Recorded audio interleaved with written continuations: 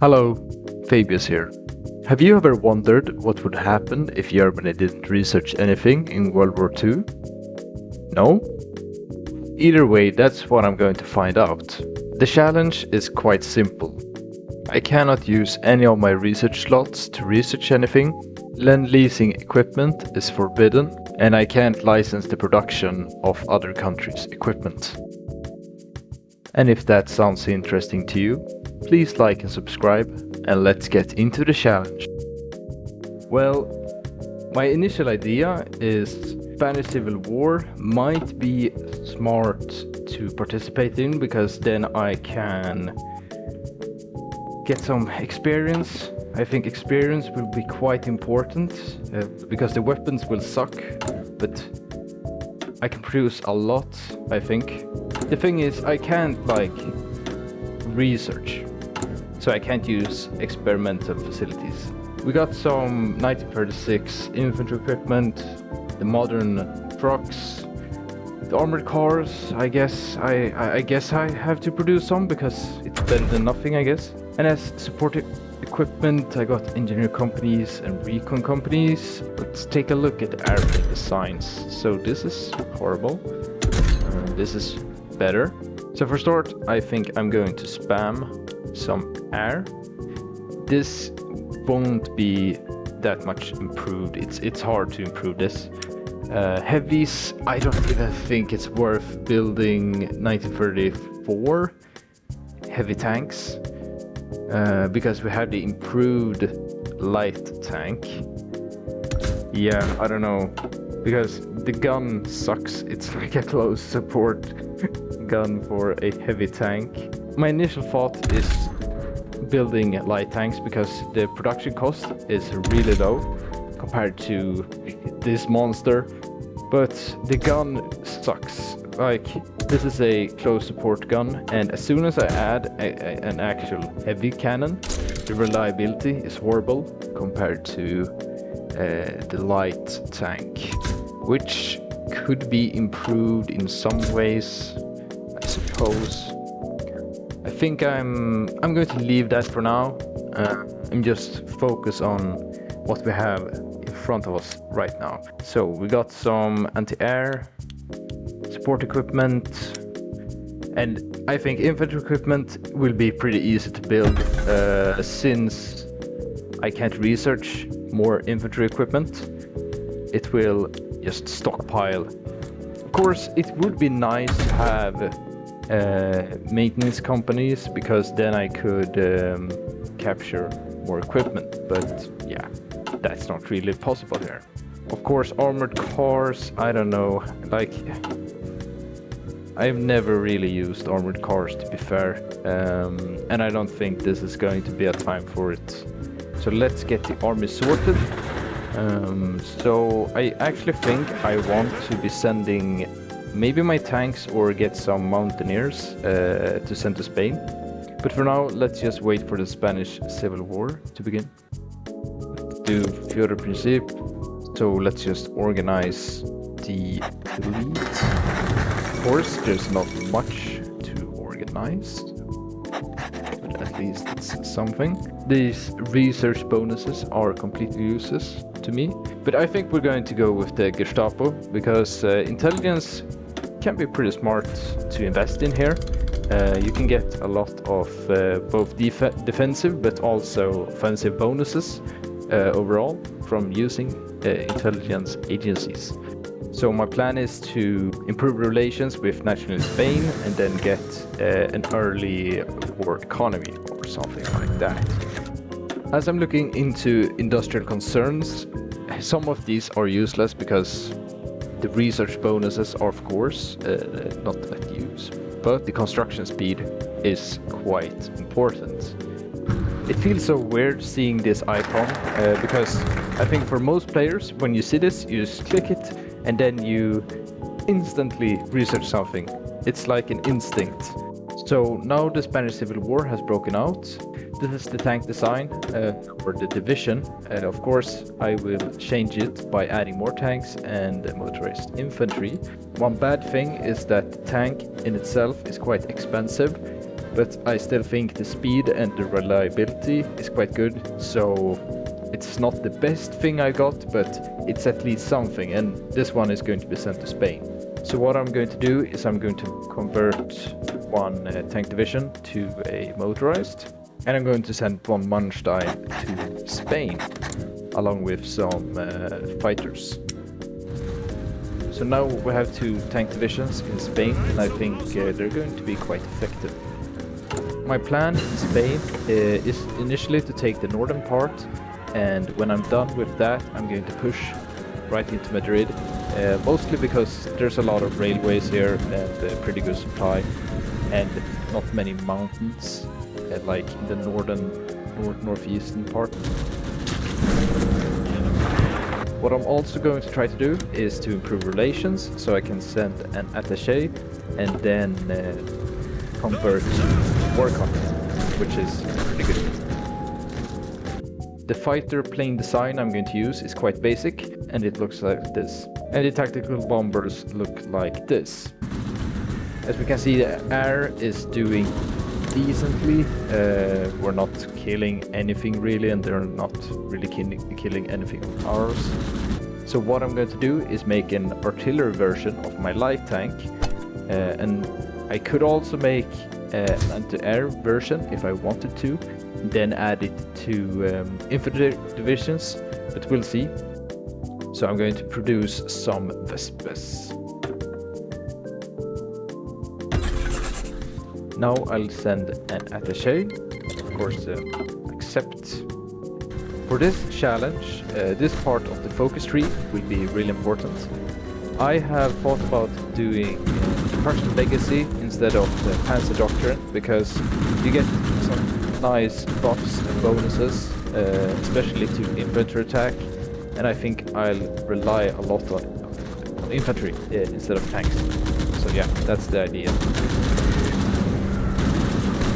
We're doing decent progress in Spain. We will take this time and probably move into Madrid and make a nice encirclement. Yeah, there's not really a lot to do against my tanks. However, fuel is the enemy here, not the Spanish. Oh, the supply here is horrible. Let's see if I can... If I take Madrid, maybe the supply would be better. If I can. It's quite risky going around here, because my tanks could be encircled, but of course the AI isn't that smart. And hopefully the nationalists will reinforce here. Yeah, I don't think there's a chance pushing here, because the supply is quite bad. Doctrine-wise, I think Armor Spearhead is the best here, because I get a lot of bonuses for light tanks. Armored infantry support is good, but most of the bonuses are for medium and heavy tanks, which I'm not going to use. And now I can get war economy, which will be quite helpful.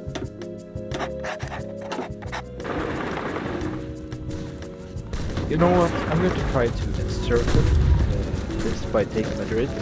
Hopefully the Spanish will help me. Maybe this is the destroyers I'm going to use. Of course they're quite basic, because this is really the best tech I have. And let's start doing some collaboration governments on the Soviet Union. I think I might as well do some on France, because I want to build my agency. Now we're doing good progress in Spain, and the war soon will. Let's see here if we can make some encirclements. Oh, that's quite a lot of divisions. Hopefully we can get this time. Well, it's pretty close. They're probably going to surrender soon. Finally we took some tiles, but I think the war will be over. And just like that, the Spanish surrendered. Now I will do Anschluss, and let's do a collaboration government on the French as well. And just like that, we took Austria. Soon I will be able to annex Czechoslovakia, which will be quite nice. Perfect, let's begin this focus. Perfect. Now we got this Sudetenland, and now I will try to take the rest of Czechoslovakia. Oh, we can invite Romania into the faction even though they are not fascists. And also we can invite Italy. Of course they're useless, but yeah, why the heck not? And let's take the rest of Czechoslovakia. And for infantry, I think mobile infantry is the best here, and support equipment is probably going to be fire concentration, because the artillery bonuses are quite good. And for your knowledge, this is what the tank template looks like, and this is the infantry design. I'll maybe add more artillery if I have a lot in the stockpile. And just like that, we got Czechoslovakia, which is quite nice. Now I'm going to do the Molotov-Ribbentrop Pact when I have a big and grand army. And what I'm doing is I'm also building synthetic refineries, because I'm going to run out of the rubber during the war, and I want planes, or I need planes to actually be able to do anything. And yeah, it is October 1939, so I'm a bit late with the war, but I think that is okay.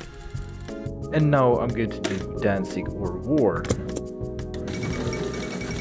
And just like that, the Russians have signed the Molotov-Ribbentrop Pact. Fantastic. Perfect. Now Poland has refused the ultimatum, and we can also invite Yugoslavia. I don't know, why not?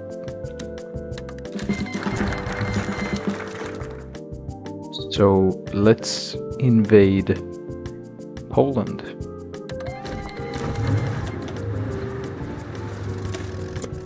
My initial strategy is, of course, using my tanks to capture Warsaw and quite quickly defeat them. Defeating Poland shouldn't really be a problem.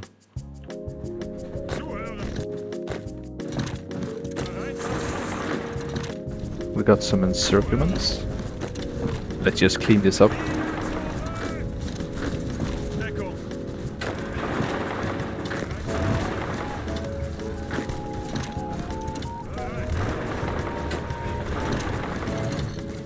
Yeah, Poland doesn't really stand a chance. And we're probably going to capture Warsaw. Yeah. Nice. Let's just finish this up by taking Krakow.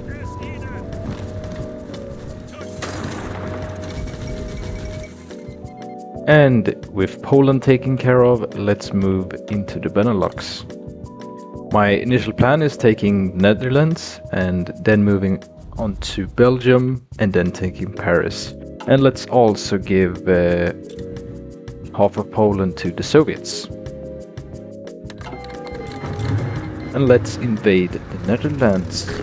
This shouldn't really be a problem, mostly because the air is quite green and we have a lot of gas. Yeah, as expected, it's quite easy to just walk through. And just like that, the Netherlands has capitulated. And let's also activate the bonus against France. This will be very helpful. And just like that, we have taken Brussels with our tanks. And now that Belgium has capitulated, let's move into Paris. Tanks are making good progress and will soon be able to capture Paris.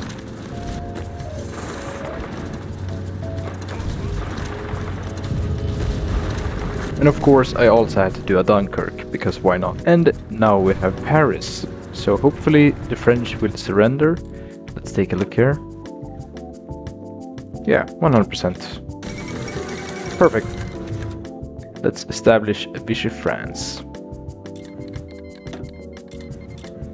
With that done, I think I should probably focus on the British by using my air force to sink the ships and by sending out my quite small navy. We're losing, yeah. That's basically our fleet gone. Also, I forgot to invade Luxembourg, so let's group my tanks here and get some infantry divisions around. Let's also invade Denmark. Surrendered quite quickly. With Hungary, the axis is quite big now. Now we only need Bulgaria. And we'll probably also invade Greece. And let's also begin with some spy networks all around the USSR. And now we have Bulgaria in the faction, but we are also at war with Greece. I'm probably going to send some mountaineers. Although, without my help, Italy is actually doing a great job. Of course, the supply is horrible in Greece, as always. And let's also help the Finns. It seems like they're going to capitulate if I take these 2 tiles. Yes. And now we can declare war on the Soviet Union, which I will. At least we're actually doing decent in the air war, but on the ground we are not making progress. And now the US is in the Allies, which is quite troublesome. We're taking 1 tile at a time, which is quite painful. I'm losing a lot of men, but that's the downside of having bad equipment. Well, now the Soviets are actually pushing me back, which is quite a bad setback. However, apparently my air is still doing decently, even though my tech is 1936, which is quite interesting. Yes, this is indeed going horribly. The Soviets are pushing me, and there's not a lot I can do. My offensive has stagnated quite a bit, and the Soviets are actually pushing back. It seems like equipment is quite important, especially in wars. But who could have guessed, right? There's no way I'm actually pushing the Soviets. And it doesn't seem like my allies are doing too great either. Although my CAS is doing great against their troops, mostly because the Soviets, for some reason, don't have air in the eastern region of Poland. But who am I to complain? Almost 1.4 million losses, that's just horrible as Germany, and only 1 million for the Soviets. I managed to make somewhat of a breakthrough, but nothing major. Of course, the Allies invaded Italy, which is horrible. I don't think this is possible, or at least not for me. The Soviets are just too strong. The combination of having a lot of units and good equipment is quite bad. Even though I dominate the air, I still have no chance in the ground battle. And Italy will probably fall pretty soon, which is inevitable. I can't really do anything about it. Romania and Hungary is doing strong, but of course the front is slowly falling. Air is still green as can be, which is fantastic, but it doesn't seem to actually change anything. The Allies has landed in Western France. Of course I will try to stop it, but I think this is over. We have lost 2.5 million men, whilst the Soviets has lost 2.26, which is quite horrible for being Germany. And there Italy is mostly gone, with Mussolini deposed. The Allies have actually managed to make a beachhead along the whole coast of France, which is quite horrible, and of course Italy is under the Allied control. The Soviets are probably going to take the rest of Poland. At least I can proudly say that I haven't researched anything.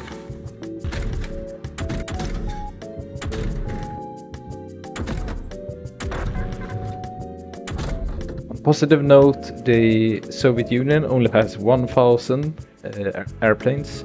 I think in the beginning of the war they had at least 7,000, whilst I have 2,000. It's still more than them, and they have better technology as well. Well, now my allies are slowly getting annexed. Bulgaria and Romania has fallen, and now Yugoslavia will probably fall as well. Did I actually think this was possible in the beginning? Well, for me personally, I didn't think I was capable of doing anything like this. I think experienced players are much more capable of actually pulling this off. And if you want to see me do anything else in this game, please comment. And of course, like and subscribe, and I'll see you in the next one. Goodbye.